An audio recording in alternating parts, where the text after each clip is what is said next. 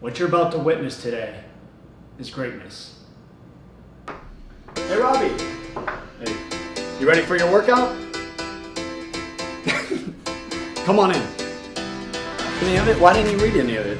I took the picture. Oh, I'm a big fan of the pictures too. Well, let's look at their workout on the board here. Station number 1, 45 seconds on the bike. Station 2, 20 body weight lunges. Tell me your mean pace, okay? Let's go ahead and ride that as fast. I want to see your mean pace. Yeah, you do it. Alright. There you go. 5 burpees. Are you ready to do this? Yes! The other one.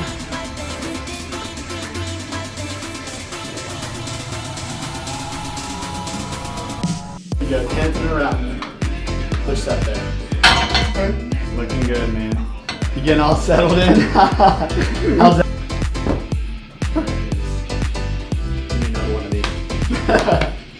Alright, so let's get our hands kind of close here so we can show like we're picking up out of these weights as well.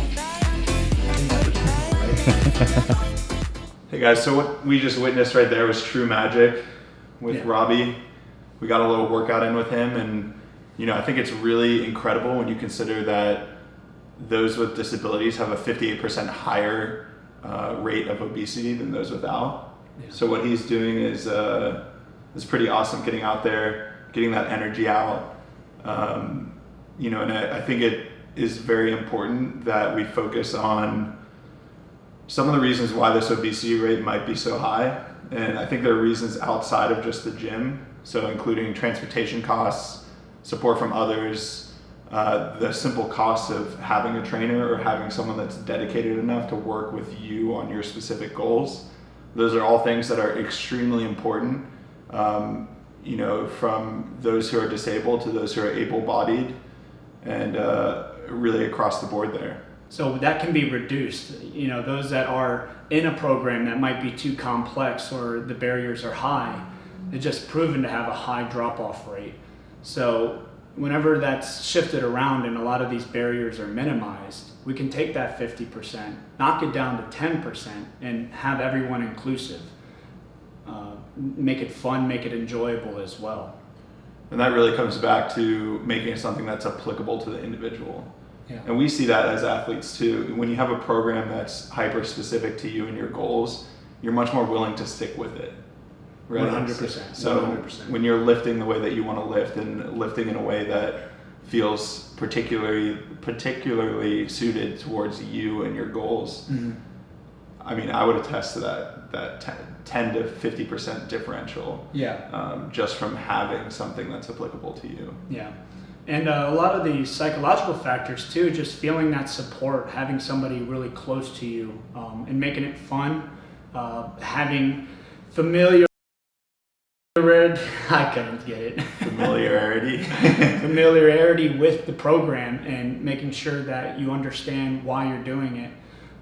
But those with Down syndrome really love that support, love having that positive reinforcement. It's important that you stay away from the negatives and the you can'ts, but instead, what can we do and how do we achieve it? So whenever it's structured, it's a straight line for these individuals. They're able to make great adaptations to the body, not just the mind, but also the body. And I saw one of the things that I picked up on while you were training with Robbie, just kind of filming from afar, was how you inspired him to do things that are an expectation in a way. So it's not that he's a superhuman, he's able to do all these things.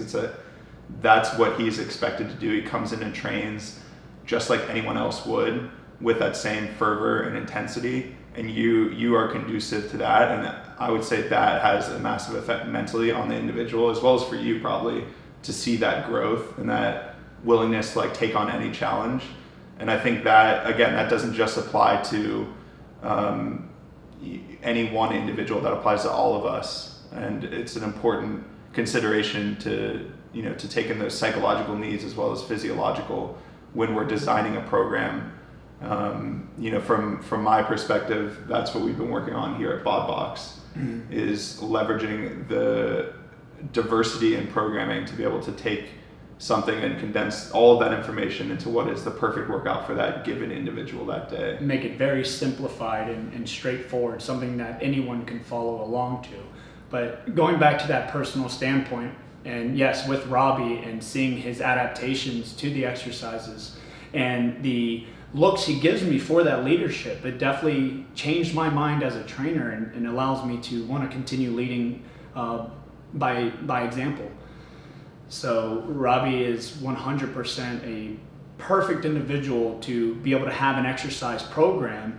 There's just little barriers that need to be broken, as well as something like BODbox that can provide a solution to exercise. And we can help. Again, this has nothing to do with BODbox. This is really about highlighting an individual who's changing the way we think about training. Mm-hmm. But BODbox is something that it can break down some of these barriers and is accessible in a way that a full-time trainer and a gym trip and access to a gym facility might not have in this current day and age.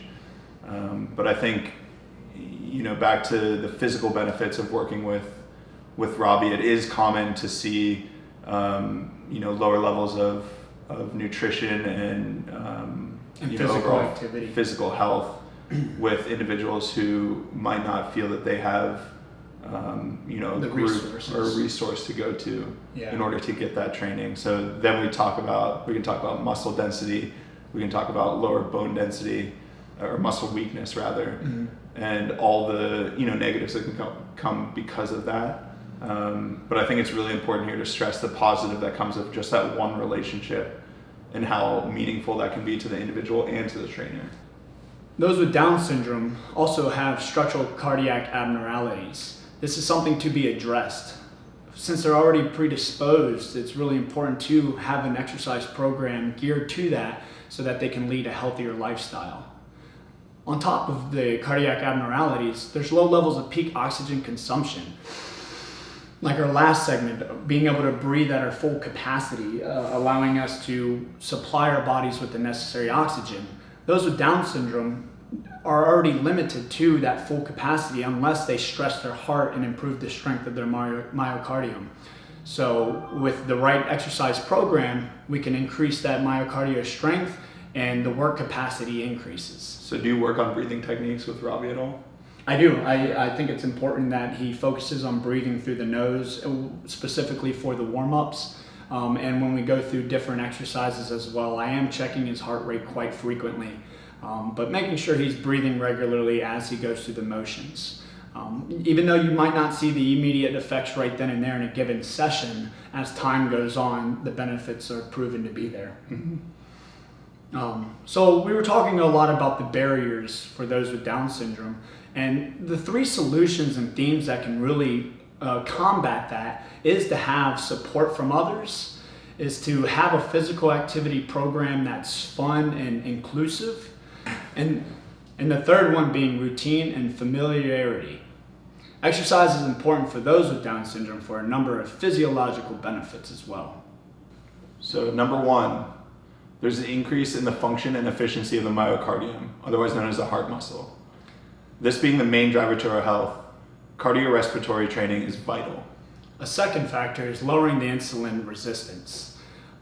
This, on top of lowering cholesterol and fat storages, is proven to show decrease in diabetes mellitus and any sort of heart disease associated with it. So in conclusion, I think it's very important to understand the effects exercise has on those with mental disorders. The positive effects, not just physiologically, but psychologically as well. I think we really hope you guys enjoyed watching some of those barriers get broken, step by step here in this video. And if you guys would like to share this, whether for recognition of all the incredible things that Robbie is doing, or to kind of spread this information and this conversation about disability, but also ability, and how we can all benefit from these findings. So let us know in the comments below what you guys think.